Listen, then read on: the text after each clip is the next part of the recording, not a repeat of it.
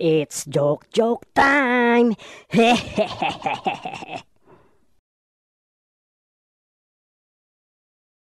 It's joke time.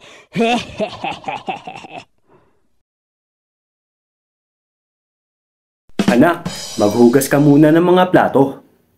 Bakit ako? Ako na lang palagi eh. Ako, nababaliw na ako sa kakautos mo. Bakit di si kuya? Bakit di si ate ang utusan mo? Anak, nababaliw ka na nga talaga eh. Kasi, solong anak ka eh. Ha? Ay, sorry. Oo nga pala. Nag-isa lang pala ako. Sige, magugas na ako. It's joke time.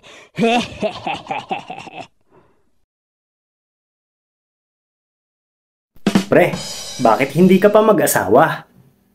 Kasi pre, hindi pa ako handa eh. Bakit ba? Kasi pre, yung ibang kaedad mo, may asawa at anak na. Ikaw na lang hindi nagkakaroon ng sariling pamilya.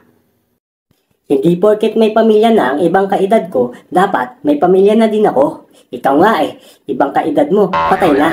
Sinabihan ba kitang mamatay ka na? Ha? Sabi ko nga eh.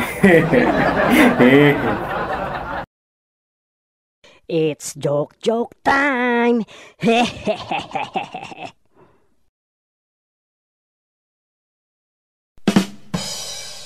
Aba, ayos tong karatula. Albularyo here, 500 pesos. Pagamot, 1,000 pesos. Babayaran ka. Pag di ka, nagamot. Aisahan nga itong albularyo mamaya pagkatapos ng check-up ng mga pasyente ko. Magandang hapon po. Magpapagamot po ako para kasi namatanda ako eh. Magandang hapon din po. Aba, doktor pala kayo sir. Ano po bang problema nyo? Nawawala kasi ang aking panlasa at hindi ko na malasahan ang mga pagkain na kinakain ko. Ah sir, eto po ang gamot. Patak mo ng 3 beses sa dila mo. Ano ito? Gasolina to eh. Hindi naman pala gamot itong pinapatak ko sa dila ko. Congrats sir, gumaling ka na. Naibalik ko na ang panlasa mo. Bayad ka na lang ng 500 pesos. Grabe tong albularyo na to ah. Naisaan ako dun ah. Bukas, babawi ako. Babalikan ko siya. It's joke time.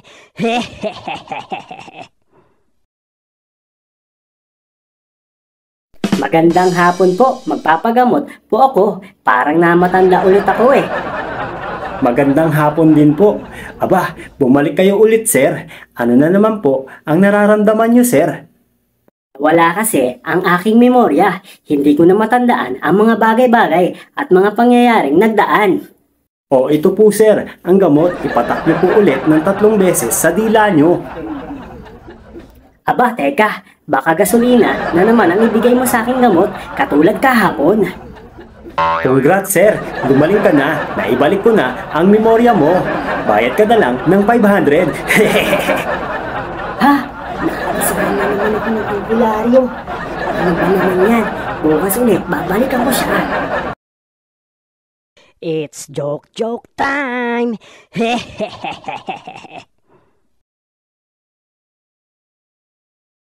Oh, ikaw na naman sir. Ano na naman po ang nararamdaman nyo?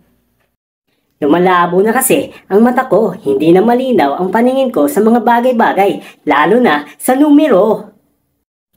Ay, sorry sir. Hindi ko na kayang gamutin yan. Nabasa nyo naman po sa karatula doon sa labas. Pag dito ka nagpagamot, 500 pesos ang bayad. Pag hindi ka gumaling, magbibigay ako ng 1,000 pesos. Sa wakas, makakabawi na rin ako. O ito po sir, tanggapin niyo po itong 1,000 pesos. Oh, bakit 500 lang ito? Congrats sir, gumaling ka na. Naibalik ko na sa normal ang paningin mo. Bayad ka na lang ulit ng 500 pesos. Ha? Pagtindi mo namang albularyo ka, lugi na ako ng 1,500. It's joke time.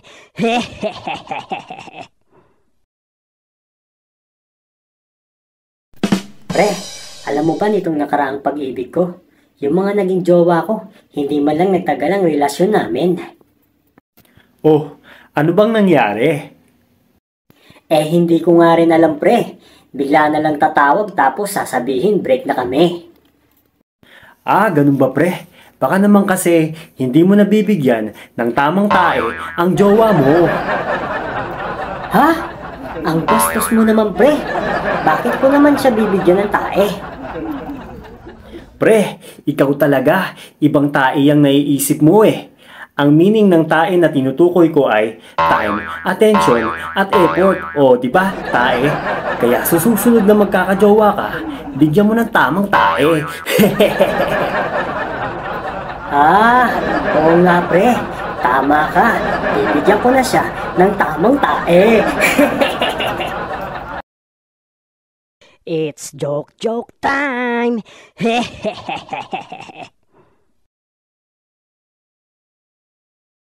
Honey, pakiayos naman ng ilaw natin sa labas.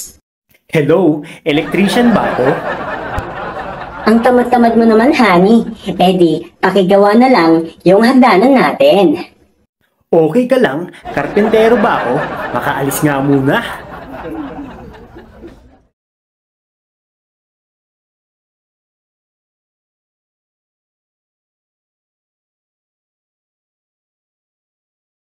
Oh, ano nangyari? Sino gumawa? Basta, may dumaan na lalaki dito kanina at tinanong niya ako kung anong gusto kong kapalit, kung ang katawan ko o ipagluluto ko siya ng pandesal. So, pinagluto mo ba siya ng pandesal? Hello, panadero ba ako?